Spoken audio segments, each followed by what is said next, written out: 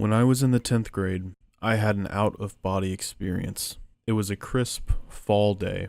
I had just completed a laughably simplistic Algebra 1 exam, faster than the entirety of my class to boot. After turning in the used examination paper, I proceeded in my ritual of sitting back in my desk, equipping my Apple earphones, and getting lost in the audiophonic world of one of my favorite video game OSTs. I believe I was midway through the insertion of the device into the lower ridge of my ear when an extremely unfamiliar sensation occurred on my left shoulder. Before I could even register the foreign tactile attack on my personal being, my eyes had already met the source of the physical protrusion. Emily. One of the many female characters that accompanied me and my fellow classmates through our institutional education years. This immediately had my brain processing thoughts at the speed of an overclocked i7 processor.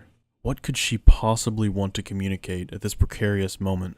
She was one of the, let's just say, well-endowed, feminized patrons, and while being of extremely high intelligence myself, my social status was not yet leveled up to such a level to conventionally unlock dialogue with someone so popular. While equally heedful and intrigued, I met eyes with her, initiating whatever conversation she may be willing to expel. Sitting here now, 10 years later, I still remember every single word verbatim that rolled off her tongue, like morning dew rolls off the leaves of nights past.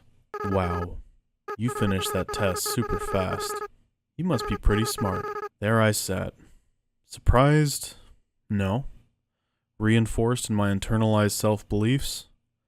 Bingo. Never in my life had I been physically interacted with by someone of the opposite sex, but to also have one of my strongest assets be idolized by this same individual?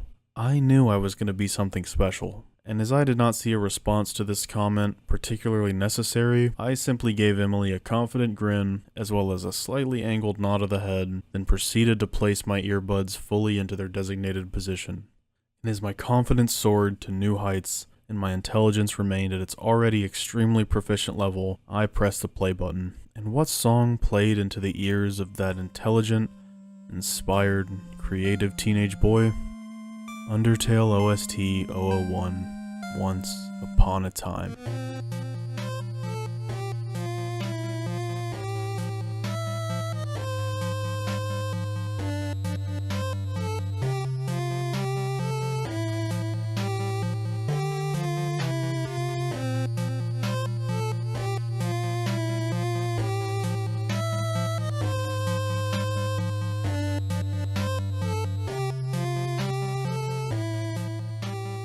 Undertale, in essence, is a dissection of the modern political and socioeconomic landscape of the world at large, while treading a fine, unforgiving line through that very dissection with themes of unending depression, anxiety, and boundless other mental incapabilities one might face. But I digress, as we are getting too far ahead of ourselves. Many unknowing internet drones will typically write this unappreciated gem off with the immediate, oh, it's just another Earthbound-inspired indie RPG with underlying themes of depression and anxiety. Go ahead and throw it in the pile with the 1,000 other ones while you're at it. And while I simply laugh at the ignorance of this blockheaded remark, some might echo its sentiment. Undertale, in essence, is what a game like Earthbound half-assedly attempted, with less praise than it ever could have hoped to adorn. I recently picked up a virtual copy of Earthbound on my Switch Virtual Console, and I'm going to be as honest of a video game long-form essayist as I can in saying, while I did pick up on the undertones of mental illness in this rather archaic game, I believe those undertones alone are not enough to carry a 2-hour-long video. I was quite bored rather quickly with its insatiable urge to place the player in unavoidable combat scenarios, as well as its heavily unrepresented cast of any ethnicity outside of these 3 pixel colorations. But I digress. As Earthbound, in essence, was Toby Fox's what not to do list when creating Undertale. And I guess as unpolished and unremarkable as a blueprint can be, it's a necessary thing, as we've seen many examples of in gaming as a whole. When we initially boot up Undertale, we are immediately presented with a choice. Name the fallen human. Now, the implications of this are endless. The fallen human? Have they fallen into unhealthy habits of self-destruction from their own repressed trauma? Have they fallen from a pedestal of grace they once stood upon due to their own inaction? Has society in essence itself fallen to a tyrannical fascist, leaving us to fend for ourselves in a world of monstrous cattle? Questions like these are what indicate a properly conditioned mind to contemplate the true meaning behind the designer's inclusions. And what are these? Letters, of course. But why are they shaking in such a manner? Do they fear the concept of the player pressing them? Are they anxious of the unknown order in which they will be placed? And what are these options? Quit? Backspace? Done? Let's take a look at the first one here. Quit.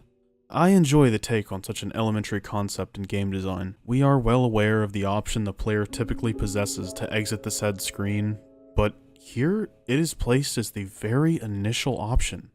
Could this be a subtle detail to Toby Fox's childhood experiences? Maybe he was akin to quit as soon as possible in his game development journey, but decided against it. Either way, I don't think I'll be pressing this option in my playthrough. After some fiddling, I found that the backspace option is used for removing letters that you have already placed prior. This was extremely useful, as I had misplaced one of the letters in my name as I was typing it in. And finally, done. I love the use of the word done here.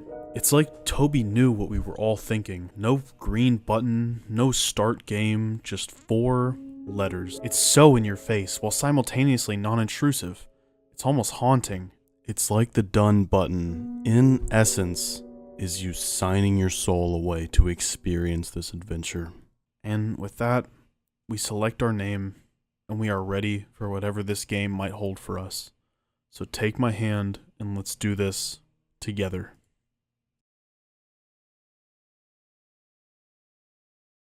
After our fall, the first thing we come into contact with is an unfamiliar face.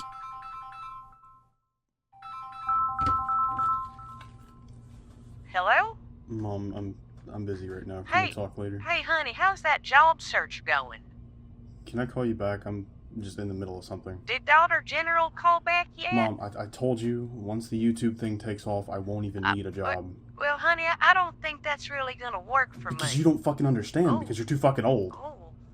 Like, I just ordered a green screen and an exercise ball, and I'm gonna sit on the ball in front of the green screen, and it's gonna go fucking crazy. Son, I'm done with this. I need you out by the 15th. I can help you co-sign your apartment lease, but I'm done with this. I'm sorry, Lucas.